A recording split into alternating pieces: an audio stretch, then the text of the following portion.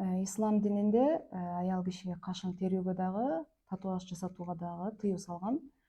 Себеби буга пайгамбар саллаллаху алейхи ва саллямдын имам Бухари менен имам Муслимден жеткирилген хадиси далил болуп саналат.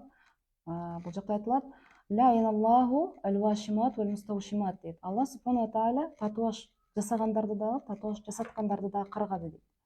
Аль-намисат валь мутанаммисат дейт. Кашты тергендерди дагы, каш тердиргендерди дагы Алла Таала каргады дейт. Демек, Алла Тааланын каргышына кала турган ишти бизге жасоого тыюу салынат. Бул эмне үчүн тыюу салынат? Анткени биз ошереки ишке баруу менен Алла Таалага болгон нааразычылыгыбызды билдирген болуп саналабыз.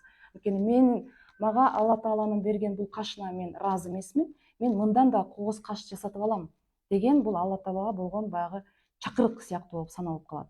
Ошондуктан кашка форма берүү, аны терүү же башка өңгө боёо же калыңдатуу же өстүрүү деги эле кайсы бир иштер каш менен тыюу салынат.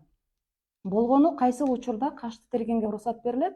Эгерде эки каштын ортосу калың болуп биригип калса, ортосун ажыратканга уруксат берилет.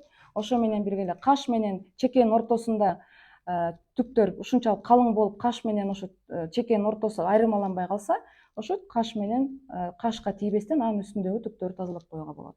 Болгону шариатта кашка тийүүгө тыюу салынат, калган денедеги түктөрдү тазалап турууга уруксат берилет.